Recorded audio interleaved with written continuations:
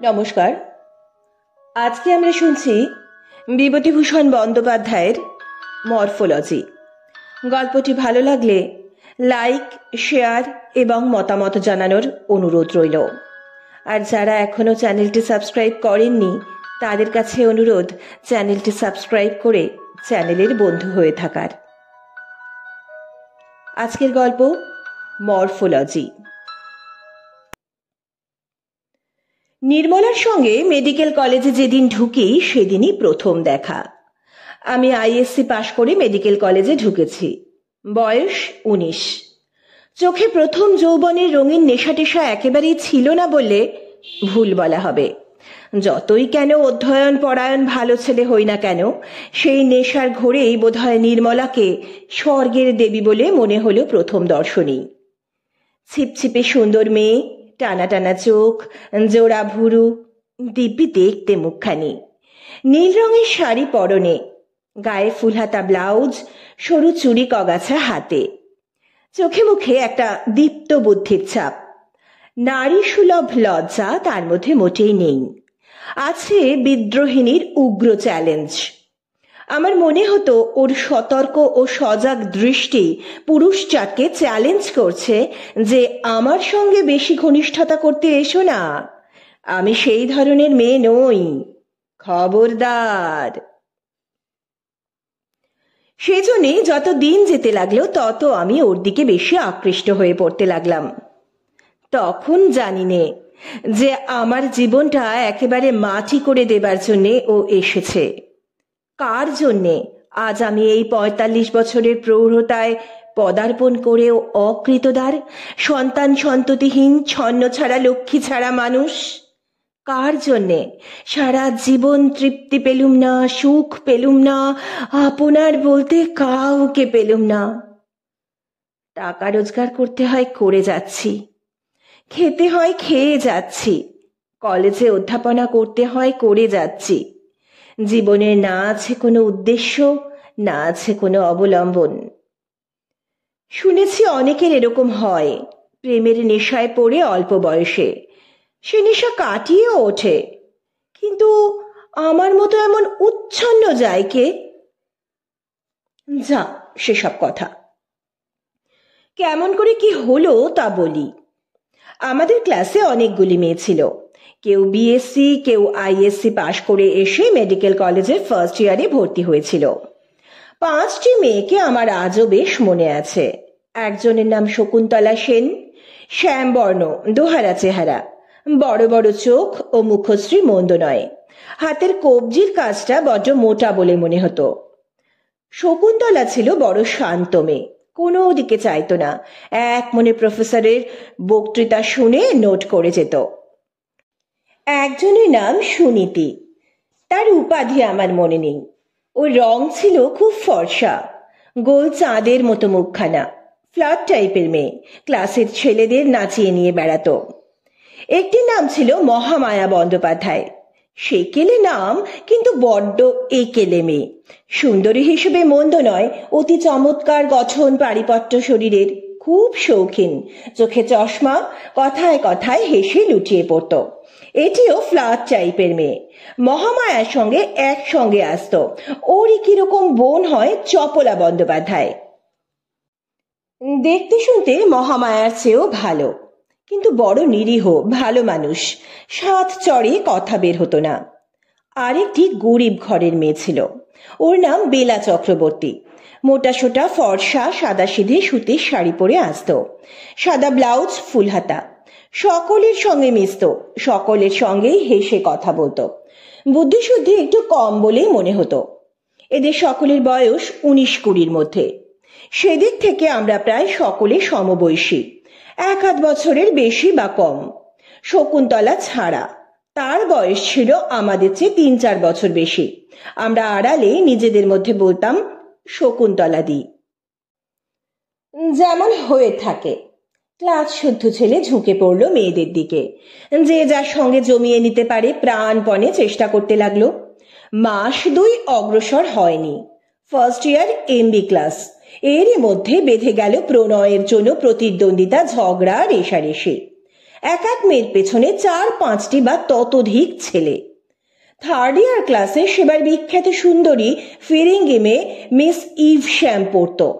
আমরা কলেজে ঢুকেই শুনি মেডিকেল কলেজ শুদ্ধ ছাত্র তার জন্য পাগল। এই ফিরিঙ্গি মেয়েটির নাম চিরকাল লেখা থাকা উচিত মেডিকেল কলেজের অলিখিত ইতিহাসে। অন্তত 2টি আত্মহত্যা ও বহু সংখ্যক উচ্ছন্ন যাওয়ার জন্য এই মেয়েটি দায়ী। 4-5টি পিতার বিষয় পুত্র কর্তৃক সমর্পিত হয়েছে এই দেবীর বেদিমূলে অর্ঘ্যস্বরূপ। তবুও এর আকাঙ্ক্ষা মেটেনি। আমি মিস ইভশ্যামকে দেখলুম কলেজের বার্ষিক উৎসবে ছাত্রীদের গ্যালারিতে। এই প্রথম তাকে দেখি। খুব চটকদার সুন্দরী বটে, বয়স 22-এর বেশি নয়, বিদ্যুৎলতা। তবে আমি দূর থেকে দেখেছি এই পর্যন্ত। আরো অনেকবার দেখেছি লম্বা করিডোরের পাশ কাটিয়ে চলে যেতে, কিন্তু ফার্স্ট ইয়ারের ছেলেদের সঙ্গে কথা কইবার বা নড করবার মতো সহৃদয়তা মিস ইভশ্যামের ছিল না। ফার্স্ট বা সেকেন্ড ইয়ারের কোনো ছেলেকে সে পুজত না। কেনই বা পুজবে? তার স্তাবক বর্গের মধ্যে পাশ করা হাউস সার্জনরাও ছিল, উঁচু ক্লাসের ধনী ছাত্র ছিল, শোনা যায় 2-1জন অধ্যাপকও ছিলেন। আমি ছিলাম লাজুক ও গম্ভীর প্রকৃতির, আইএসসিতে স্কলারশিপ পাওয়া ছাত্র। লেখাপড়া ছাড়া আর কিছু বুঝতামও না। মেয়েদের সসংকোচে পাশ কাটিয়ে যেতেই চিরদিন অভ্যস্ত। লজ্জায় চোখ তুলে অপরিচিতা মেয়েদের দিকে চাওয়া ছিল আমার পক্ষে সুকঠিন ব্যাপার। আজকের দিনের কথা নয়, কথা হচ্ছে আজ থেকে 26 বছর আগে। তখন মেয়েরা বেথুন কলেজ ছাড়া অন্য কোনো কলেজে পড়তো না, আর পড়তো মেডিকেল কলেজে। মেয়েরা তখন অনেক ছাত্রের কাছেই অন্য জাতের জীব বা দেবী টেবি বলে গণ্য হতো। মেডিকেল কলেজে ঢুকে প্রথম সহপাঠিনী রূপে ওদের পেয়ে ছাত্রদল যদি ঝুঁকে পড়েই ওদের দিকে, ওদের নিয়ে যদি বাঁধিয়ে দেয় হুড়োহুড়ি, তবে আশ্চর্যের কথাটা এমন কি? এই আবহাওয়ার মধ্যে আমি ভালো ছেলে রূপে ফার্স্ট ইয়ারে 3-4 মাস দিলাম কাটিয়ে। এর মধ্যে নির্মলাকে নিয়ে ক্লাসে অনেক কিছু হয়ে গিয়েছে। ধনী ছাত্র শশধর মুহুরী নির্মলার সঙ্গে ঘনিষ্ঠতা করবার চেষ্টা করতে গিয়ে সেই চ্যালেঞ্জপূর্ণ উগ্র দৃষ্টির সামনে এতটুকু হয়ে গিয়েছে। আরো কয়েকটি ছাত্র চোখ রাঙানি খেয়েছে রীতিমতো। অথচ ওরাই মহামায়াকে বা সুনীতিকে নিয়ে মটর বিহার করত, কলেজ রেস্টুরেন্টে নিয়ে গিয়ে একসঙ্গে খেত, গেটের কাছে দাঁড়িয়ে থেকে সঙ্গে করে ট্রামে উঠত। আমার কি ছিল? ক্লাসে এসে নির্মলার দিকে চেয়ে থাকতাম যখনই সুবিধা হতো চেয়ে দেখবার। ভয় হতো, বুক ঢিপ ঢিপ করতো, পাছে নির্মলা কিছু মনে করে। একদিন আমি ওর দিকে চেয়ে আছি, ওর সঙ্গে চোখাচোখি হয়ে গেল। সেও এক অপ্রত্যাশিত ধরনের আশ্চর্য ব্যাপার। আমি ওর দিকে চাইতে গিয়ে দেখি ও আমার দিকে চেয়ে আছে। আমার আগে থেকেই ও আমার দিকে চেয়ে আছে। আমার সারা শরীর দিয়ে যেন বিদ্যুৎ খেলে গেল। কেন নির্মলা আমার দিকে চেয়ে আছে? আমাকে কি ওর ভালো লাগে? নইলে কেন আমার দিকে চাইলো ও? আমার চেহারা বলতো সকলে ভালো। চিরকাল শুনে এসেছি এই কথা আত্মীয় অনাত্মীয় সকলের মুখ থেকে। আয়নায় নিজের চেহারা দেখেও খারাপ মনে হয় না কোনোদিন। দেখতে ভালো বলে বিয়ের সম্বন্ধ 2-1টি আসতে আরম্ভ করেছিল বড় ঘর থেকে। আমাদের অবস্থাটাও ভালো। কলকাতায় 3-4খানা বাড়ি, ভাড়া থেকে মাসিক আয় হতো মন্দ নয়। তার উপর আমিও স্কলারশিপ পাওয়া ছেলে, পড়াশোনায় নাম করা ভালো ছেলে। বিয়ের সম্বন্ধ আসবার অপরাধ কি? একদিনের কথা আমার মনে আছে, শ্রাবণ মাসের দিন। কেমিস্ট্রি ক্লাস থেকে বেরিয়ে মাঠে নেমেছি, উদ্দেশ্য কলেজ রেস্টুরেন্ট থেকে এক পেয়ালা চা খেয়ে নেব। এমন সময় হঠাৎ আমার পেছনে কে মৃদু স্বরে ডাকলে, শুনুন। আমি চমকে উঠে পেছনে চাইলুম। নির্মলা! নির্মলা আমায় ডাকছে। আমি এদিক ওদিক চেয়ে দেখলাম, না, আর কেউ কোনো দিকেই নেই তো, আমাকেই ডাকছে বটে। আমি বিস্ময়ে সুরে বললুম, আমাকে ডাকছেন? নির্মলা বোধহয় আমার আনাড়ি ও আড়ষ্ট ভাব দেখে হাসতে যাচ্ছিল। হাসির রেখা ওর মুখে ফুটে উঠে মিলিয়ে গেল। বললে, আপনাকেই ডাকছি। ও বলুন। আপনি প্রফেসর গুপ্তের নোট টুকেছেন? হ্যাঁ, টুকেছি। খাতাখানা কাইন্ডলি দেবেন একদিনের জন্য, কালই ফেরত দেব। নিশ্চয়ই নিশ্চয়ই, এই নিন, আপনি যে কদিন ইচ্ছে রাখতে পারেন। না, আমি কালই ফেরত দেব, থ্যাঙ্কস। আমি যে সময় ওর হাতে খাতা দিচ্ছি ঠিক সেই সময় আমাদের ক্লাসের বিশ্ব বখাটে ছোকরা সোমেশ্বর গুহ ঠাকুরতা অদূরে আবির্ভূত হলো কোথা থেকে কি জানি। পায়ের শব্দে নির্মলা খাতা নিতে নিতে যেন চমকে উঠে পিছন ফিরে তাকালো। পরক্ষণে খাতা নিয়ে আর কোনো কথা না বলে হনহন করে চলে গেল। সোমেশ্বর আমার কাছে এসে দাঁত বের করে হেসে বলল, কি বাবা, ভালো ছেলে, ডুবে ডুবে জল খাওয়া। আমার রাগ হলো, লজ্জাও হলো। সোমেশ্বরের সঙ্গে আমার এমন কিছু ঘনিষ্ঠতা নেই। অত ঘন ঘন সিগারেট খাওয়া দেখে আমি ওর সঙ্গে ঘনিষ্ঠভাবে আলাপ করতে ঘৃণা করতাম। ওরাও ভালো ছেলে বলে আমায় ঘৃণা করত। সব কলেজেই বখাটে ছেলেরা ভালো ছেলেদের ঘৃণা করে থাকে। আমি বললাম, কি? মানে ধরে ফেলেছি, নির্মলা সরকারের সঙ্গে জমালে কবে থেকে তলায় তলায়। বাবা, হাতে হাতে ধরে ফেলেছি আজ। কি বলছেন, বাজে কথা? উনি আমার কাছে আজই কেমিস্ট্রি নোট চেয়ে নিলেন। আজই? মানে আজই? সোমেশ্বর শর্মা যেদিন দেখে ফেলেছে সেই দিনই? সত্যি বলছি। বেশ বাবা, বেশ। তবে বলে দিচ্ছি, বেশি ওদিকে নজর দিও না। হরিপ্রসাদকে চেনো তো? হরিপ্রসাদ ডুয়েল লড়বে তোমার সঙ্গে। সে বড় লোকের ছেলে। নির্মলার জন্য সে নিজের জমিদারি বিলিয়ে দেবে বলেছে। পয়সা খরচ করতে সে হটবে না। বাপের জমিদারি আমারও আছে, জেনে রাখবেন। কথা শেষ করে আমি রেস্টুরেন্টের দিকে চলে গেলাম। ওদের মতো ছেলের সঙ্গে দাঁড়িয়ে কথা কাটাকাটি করতে আমি ঘৃণা বোধ করি। কলেজ থেকে বের হয়ে একটা নির্জন স্থান খুঁজতে খুঁজতে চলে গেলুম গড়ের মাঠে। চিনেবাদাম চিবুতে চিবুতে কতক্ষণ ভাবলাম আজকের কথাটা। নির্মলা সরকার কি ধরনের মেয়ে আমি জানি। সে দেবী, আমার চোখে অতি পবিত্র। তার নামে কেউ কিছু বললে আমার সহ্য হয় না। এত মেয়ে তো আছে কলেজে, কিন্তু ওকে আমার অত ভালো লাগে কেন? এর জবাব নেই।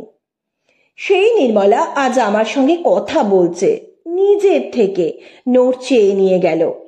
কেন আমারই নোট নিয়ে গেল? কলেজে তো কত ছেলে রয়েছে, ভালো ছেলে বলে নিয়ে থাকে যদি। মধুপ্রসাদ বা মাধবপ্রসাদ বলে একটি জৈন ছাত্র নাকি আমার চেয়ে ভালো। অবশ্যই এটা শুনেছি আমি তাদের কাছে যারা ক্লাসে আমাকে হেয় প্রতিপন্ন করতে পারলে খুশি হয়। যাই হোক, সে রয়েছে তো। আজ কি সুন্দর দিনটি আমার, কার মুখ দেখে না জানি উঠেছিলাম। পরের দিন রবিবার নেশার ঘোরে সারাদিন কেটে গেল। আমার মনে সেই এক ভাবনা, নির্মলা আমার সঙ্গে ডেকে কথা বলেছে। ওর সঙ্গে আর দেখা হবে না, চলে যাব বহুদূর বিদেশে। অনেকদিন পরে ফিরে আসব, ওকে দেখিয়ে দেব আমি কত বড় ত্যাগী। হঠাৎ আমায় দেখে ও অবাক হয়ে যাবে। এসব সংকল্প অবশ্য সংকল্পই থেকে গেল। সোমবার ক্লাসে আবার ওর সঙ্গে দেখা হলো। সহজভাবেই ও আমায় খাতা ফেরত দিলে এবং আমিও সহজভাবে নিলুম। এরপরে মাঝে মাঝে ও আমার কাছ থেকে খাতা নিয়ে যায়, আবার ফেরত দেয় 2-3 দিন পরে।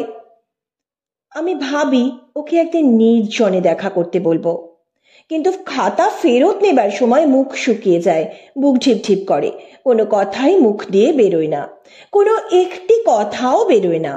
সহজভাবে আমি ওর সঙ্গে ব্যবহার করতে পারি নে দেখলুম। সহজভাবে চলতে চেষ্টা করি, বাইরে দেখাই সম্পূর্ণ সহজভাবেই চলছে, কিন্তু ভেতরে ভেতরে ভয়ানক আড়ষ্ট ও মুখ চোরা হয়ে যাই। জিভ শুকিয়ে আসে কেন কে বলবে? বুকের ঢিপ ঢিপ শব্দ যেন ও শুনতে পাবে মনে হয়, কিসের একটা ঢেউ গলা পর্যন্ত পৌঁছে গলার স্বর আটকে দেয়। গোটা ফার্স্ট ইয়ার এভাবে কেটে গেল। অন্য কোনো মেয়ের দিকে আমার মন নেই। তাদের মধ্যে অনেকে কথা বলে আমার সঙ্গে, অত্যন্ত সহজভাবে তাদের সঙ্গে মিশি, দু একজনকে চাও খাওয়াই কলেজের মধ্যে ও বাইরে। কিন্তু নির্মলার বেলায় সব গোলমাল হয়ে যায়। কিন্তু এসব তো সাধারণ কথা। আসল ব্যাপার হচ্ছে আমার প্রতিদিনের ভীষণ বেদনা ও মনোকষ্ট। সে যন্ত্রণা দিন দিন আমার বাড়ছে। ভেতরে ভেতরে শুকিয়ে যাচ্ছি, অথচ কাউকে বলতেও পারি না সে দারুণ যন্ত্রণা। সকাল থেকে সাগ্রহে প্রতীক্ষা করি সে সময়টির কখন আবার ওর সঙ্গে আমার দেখা হবে। 8টা বাজলো। এখনো 3 ঘন্টা, 11টার ক্লাস। 10টা বাজলো, অমনি শুরু হলো। কিছুতেই মনকে শান্ত করতে পারিনি। প্রতিদিন ভাবি আজ কলেজে গিয়ে ওর সঙ্গে সব কথা খুলে বলবো, কিংবা আশা করি ও আজ হয়তো আমাকে বলবে, চলুন আপনিও আমি বেরিয়ে আসি। কিছুই ঘটে না কোনোদিন। কি সব যন্ত্রণার দিন আমার গিয়েছে, এখন মনে করলে আমার হৃদকম্প হয়। ভগবানের কাছে বলি অমন অবস্থা যেন অতি বড় শত্রুরও না হয়। পুরো 1.5 বছর সহ্য করলাম সেই যন্ত্রণা। সেকেন্ড ইয়ারে উঠে ঠিক করলাম মেডিকেল কলেজ ছেড়ে দেব। এরকম যন্ত্রণা আর বেশি দিন সহ্য করতে পারবো না। অসহ্য হয়ে উঠেছে আমার পক্ষে, সত্যই অসহ্য হয়ে উঠেছে। বাড়িতে বলে সব রাজি করলুম। বললুম ডাক্তারি পড়ায় মন নেই আমার, এবার মরা কাটা শুরু হবে। মরা কাটা আমার দ্বারা হবে না, ছেড়ে দেব মেডিকেল কলেজ, বিএসসি পড়ব। এই সময় একটা ঘটনা ঘটলো একদিন। আমার একটা নোট বই 4-5 দিন হলো নির্মলার কাছে ছিল। হঠাৎ ভাবলুম ওর হোস্টেলে গিয়ে খাতাখানা নিয়ে আসব। খুব দুঃসাহসিক সংকল্প। মেডিকেল কলেজের কম্পাউন্ডের মধ্যেই মেয়েদের হোস্টেল। বেলা 4:30। কিছুক্ষণ আগে অ্যানাটমির ক্লাস শেষ হয়েছে। দেওয়ান বাহাদুর হীরালাল বাবুর নাম করা ক্লাস। টু শব্দটি করবার জো ছিল না কোনো ছাত্র বা ছাত্রীর। ফিরিঙ্গি ছাত্রগুলো পর্যন্ত চুপ করে থাকতো। গার্লস হোস্টেলের দরজায় যেতেই দরোয়ান বলল, কাকে খুঁজছেন বাবু? আমি বললাম, मिस निर्मला सरकार, सेकेंड ईयर। नामটা लिख दीजिए बाबू, इस स्लिप में मेट्रॉन को पास ले जाने होगा। দরোয়ান স্লিপ নিয়ে চলে গেল মেট্রনের কাছে। আমার বুকের মধ্যে ততক্ষণ বিরাট তোলপাড় শুরু হয়ে গিয়েছে। মুখ শুকুতে আরম্ভ করেছে। মনকে বোঝালাম, কেন, আমি তো ছেড়েই যাচ্ছি কলেজ। নির্মলার জন্য আসিনি, আমি এসেছি আমার নোট বই নিতে। নির্মলার সঙ্গে আমার কি সম্পর্ক? বারে, আমার নোট বই আমি চেয়ে নেব না, এতে আর কি হয়েছে? নির্মলা কিছু মনে করে করুক। একটু পরে দরোয়ান দেখি ফিরে আসছে। আমার বুকের মধ্যে গর্ত হয়ে খানিকটা বসে গিয়ে একটা ভ্যাকুয়ামের সৃষ্টি হলো হঠাৎ। দরোয়ান কি বলবে? নির্মলা বিরক্ত হয়ে হয়তো বলে পাঠিয়েছে, এখানে কেন, কাল ক্লাসে দেখা করবেন। ভারী বিরক্ত হয়েছে হয়তো আমার উপর। কিন্তু আমার নোট বইয়ে আমার দরকার থাকতে পারে না? জরুরি দরকার থাকতে পারে না? তুমি এনেছিলে কেন আমার নোট বই? বেশ তো। নিজের মনকে আমি নিজেই বোঝালাম। দরোয়ান এসে বলল, আয়ে বাবু, ভিজিটার্স রুমে বাইঠিয়ে। ভিজিটার্স রুমে বসতে বলে যে? তাহলে নির্মলা চটেনি? না, তা কেন চটবে? চটবার কি আছে এর মধ্যে? ভিজিটার্স রুমে গিয়ে বসবার একটু পরেই একখানা ফিকে নীল রঙের শাড়ি পরে স্যান্ডেল পায়ে দিয়ে নির্মলা হাসি মুখে ঘরে ঢুকলো। পিঠে চুল খুলে এলিয়ে দেওয়া, ক্লাস থেকে ফিরে স্নান করেছে। ও ঘরে ঢুকে বললে, কি ব্যাপার, আপনি যে হঠাৎ? আমার মনে অবদমিত আবেগ যেন উত্তাল হয়ে উঠল বুকের মধ্যে। এখানে তো কেউ নেই। নির্মলা, নির্মলা সরকার আমার সামনে। শুধু দুজন এই ঘরের মধ্যে, কেউ নেই, কোথাও কেউ নেই। বলে ফেলি, এমন সুযোগ জীবনে আর আসবে না। 1.5 বছরের মধ্যে মহা প্রতীক্ষিত সেই পরম শুভ মুহূর্তটি আজ সমাগত এই মেয়েদের হোস্টেলের নির্জন ভিজিটার্স রুমে। ছেড়ো না এ সুযোগ, যা হয় হবে, হয় এসপার নয় ওসপার। আমি ওর চোখের দিকে চাইলাম। নির্মলাও আমার চোখের দিকে দেখে চেয়ে আছে। আমার মনে হলো, অবশ্য আমার ভুল হতে পারে, তবে আমার আজও তাই ধারণা যে ওরই চোখে সেদিন প্রতীক্ষার দৃষ্টি দেখেছিলাম। অতি অল্পক্ষণের জন্য এ কথা আমার মনে হয়েছিল। তারপরেই ওর দিকে চেয়ে আমি বললাম, নোট বইখানা নিতে এসেছি। ও, কাল একবার ভেবেছিলুম আসবে। নির্মলা আবার যেন প্রতীক্ষা ও আহ্বানের দৃষ্টিতে আমার দিকে চাইলে। দেবীর মতো রূপ, কি উজ্জ্বল মুখ চোখ, কি ঢেউ খেলানো কালো মেঘের মতো একরাশ চুল, অপূর্ব রূপ ফুটেছে ওর। আমি চেয়ে চোখ নামিয়ে নিলাম। কেন চোখ নামিয়ে নিলাম? আজ আমার মনে হয় আমি ভুল করেছিলাম। মেয়েদের রূপ পুরুষের পুজোর জন্য নয়, তাকে আকৃষ্ট করবার জন্য।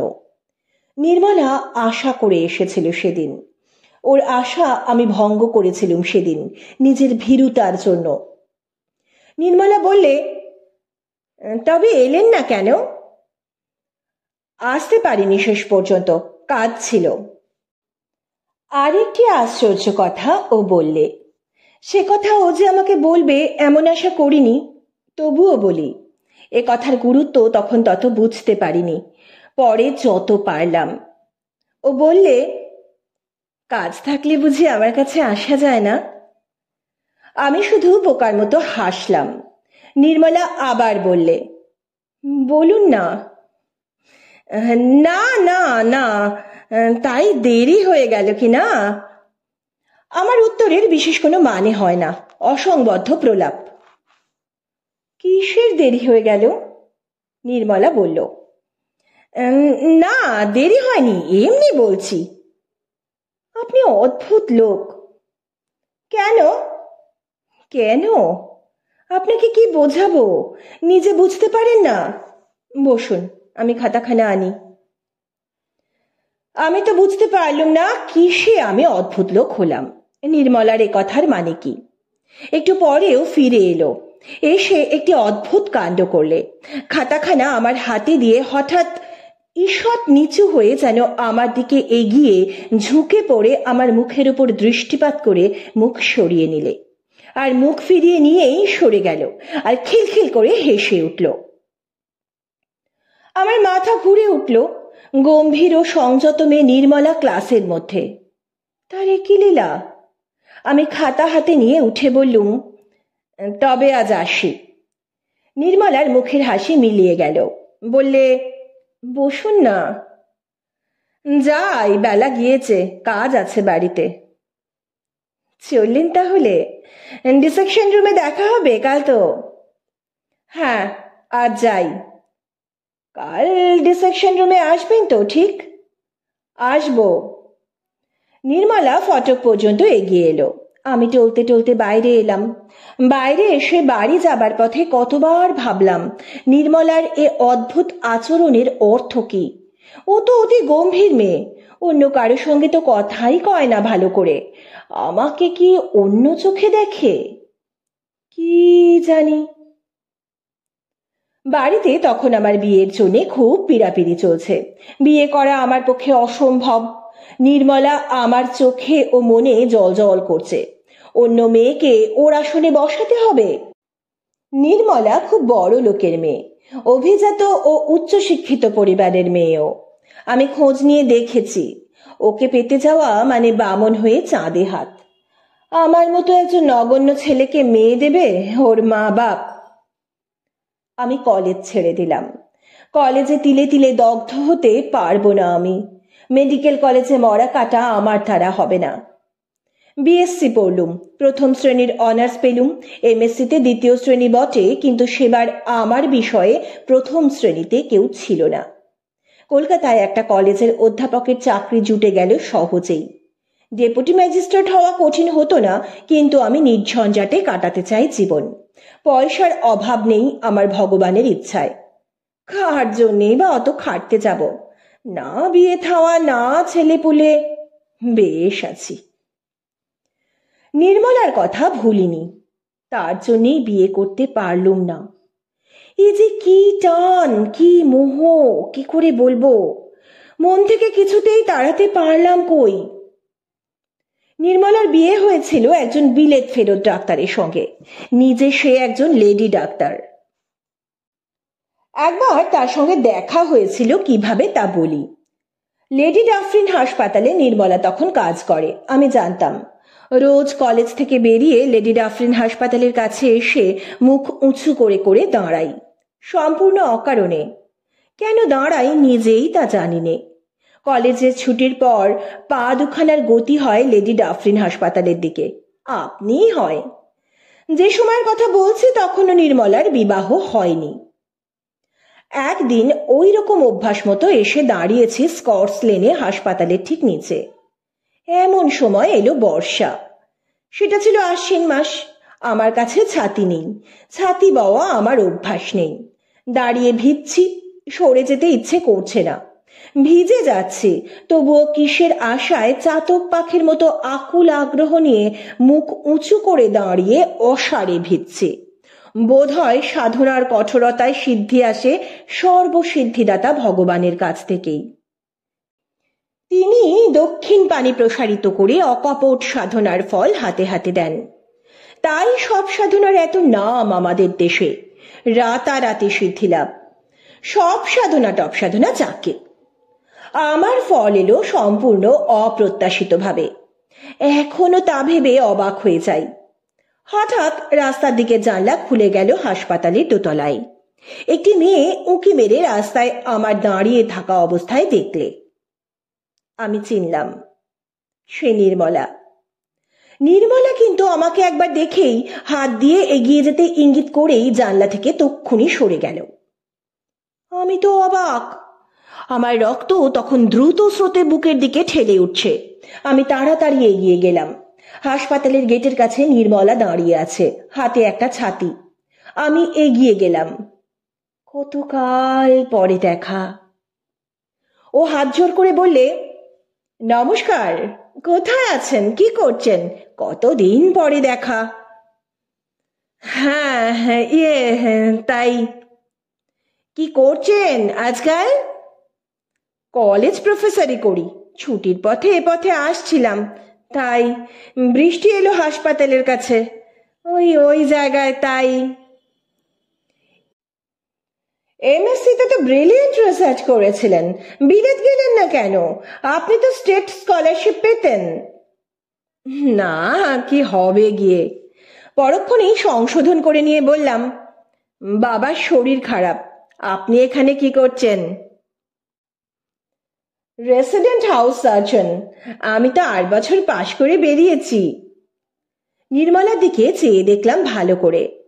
বালিকার চাঞ্চল্যের লেশ মাত্র নেই ওর মধ্যে। এসেছে সুন্দরী পূর্ণ যৌবনের দীপ্তি ও গাম্ভীর্য। একটু যেন মোটা হয়ে পড়েছে, তবে আমারই চোখে পড়ল। অন্য কেউ দেখলে ওকে মোটা বলবে না। মধুশ্রীতে পূর্ণিমা চন্দ্রের পূর্ণতা। নির্মলাও দেখি আমার দিকে চেয়ে আছে। নির্মলা কি বুঝতে পেরেছে আমি রোজ ওর হাসপাতালের পাশে দাঁড়িয়ে থাকি? আরো কোনোদিন দেখেছে নাকি? আমি বললাম, ভালো আছেন? মন্দ নয়। আপনি মেডিকেল কলেজ ছাড়লেন কেন? ক্লাসের মধ্যে সবচেয়ে ভালো ছেলে ছিলেন তো। আমি ওর কথা উড়িয়ে দেওয়া সূচক হেসে বললাম, হো কিছু না, কত ভালো ছেলে ছিল। আপনিও তো খুব ভালো ছাত্রী ছিলেন। আমার মরা কাটা পছন্দ হলো না। ও খপ করে একটা প্রশ্ন করে বসলো। এই প্রশ্নের জন্য আমি প্রস্তুত ছিলাম না। বড় ব্যথা দিলে প্রশ্নটা করে। বললে, বিয়ে করেছেন? আমি বললাম, না। আচ্ছা, নমস্কার। দাঁড়ান দাঁড়ান, ছাতিটা নিয়ে যান। ভিজছেন দেখে ছাতিটা নিয়ে এলাম, কাউকে দিয়ে পাঠিয়ে দিলেই হবে। চলে এলুম ছাতি নিয়ে। নিজে যাইনি, ছাতি অন্যের হাত দিয়ে ফেরত পাঠিয়ে দিয়েছিলাম। এর পরের বছরে কি সেই বছরই নির্মলার বিবাহের সংবাদ পাই। এরপরে নির্মলার সঙ্গে আমার দেখা হয়েছিল আর একটিবার। আমহা স্ট্রিট বেয়ে আমি হেঁটে যাচ্ছি, হঠাৎ একটা মোটর দাঁড়িয়ে গেল পাশে। নারী কণ্ঠে কে বললে, এই যে নমস্কার। চেয়ে দেখি নির্মলা। বেশ মোটা হয়েছে। আমার লজ্জা হলো হঠাৎ এভাবে ওর সঙ্গে দেখা হওয়াতে, কারণ আমিও মেদ বৃদ্ধির পথে কম অগ্রসর হইনি। ওর চেয়ে দুজনের পাল্লাপাল্লিতে বোধহয় আমি জিতব। নির্মলা বলল, কোথায় যাচ্ছেন? আসুন, গাড়িতে উঠুন। ও একাই ছিল গাড়িতে। না, আর গাড়িতে উঠব না, ধন্যবাদ। এই তো সুকিয়া স্ট্রিট যাব। গাড়িতে আসুন না, নামিয়ে দেব ওখানে। সুকিয়া স্ট্রিটের কোথায় বলুন?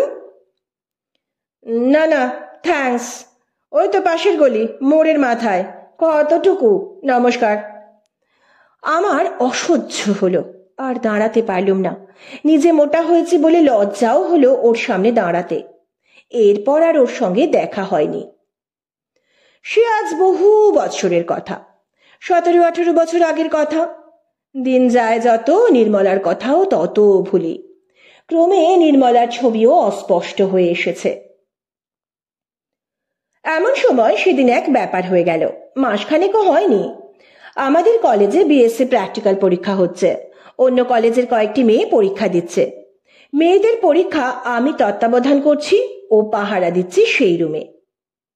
একটি মেয়েকে দেখেই আমার মন ছাত করে উঠল। আমি অবাক হয়ে ওর মুখের দিকে চেয়ে রইলুম।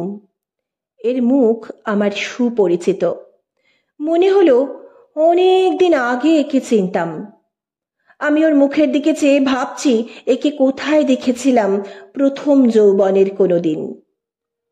হঠাৎ আমার চমক ভাঙল। কি মনে করবে, আমি প্রৌঢ় অধ্যাপক, ওরা অন্য কলেজের মেয়ে, আমাকে চেনে না, কি ভাবতে পারে? মেয়েটির ব্যাপার দেখে বুঝলুম সে ফাঁপড়ে পড়েছে। দুটি প্রশ্ন আছে উদ্ভিদ বিজ্ঞানের, একটি হিস্টোলজির, অপরটি মরফোলজির।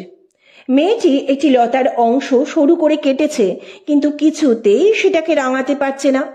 3-4 বার ধরে চেষ্টা করলে ওর হাত কাঁপছে, চোখে জল টলমল করছে।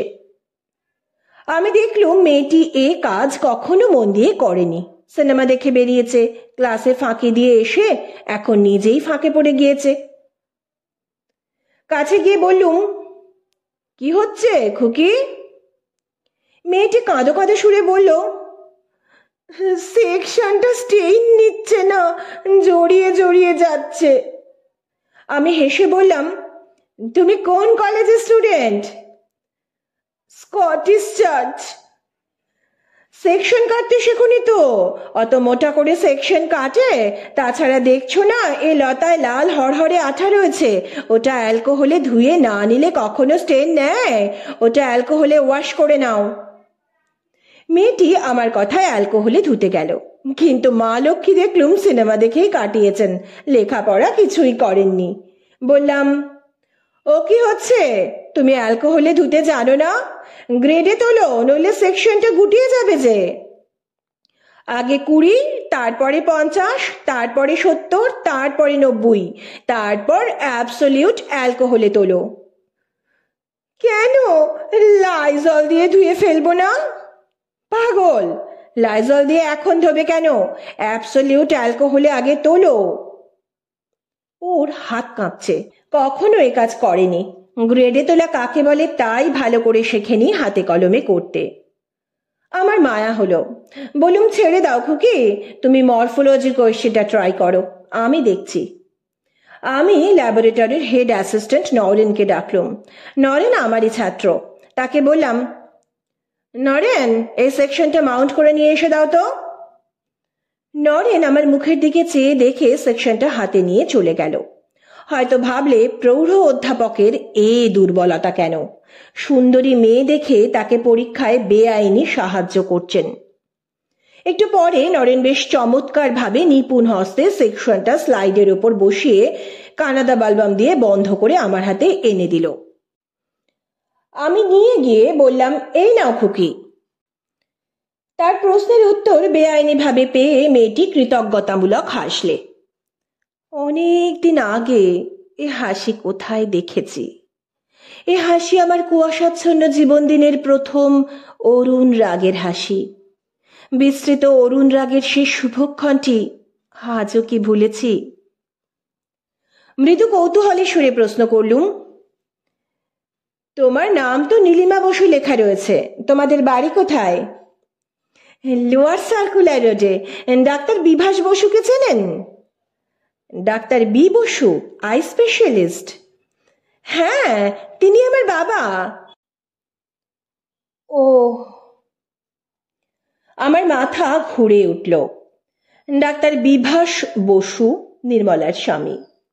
মেয়েটি হেসে বললে, আসবেন আমাদের বাড়ি, বাবা বড্ড খুশি হবেন। শেষ হলো আজকের গল্প মরফোলজি। শীঘ্রই আসছি আর একটি নতুন গল্প নিয়ে। সুস্থ থাকবেন, ভালো থাকবেন। নমস্কার।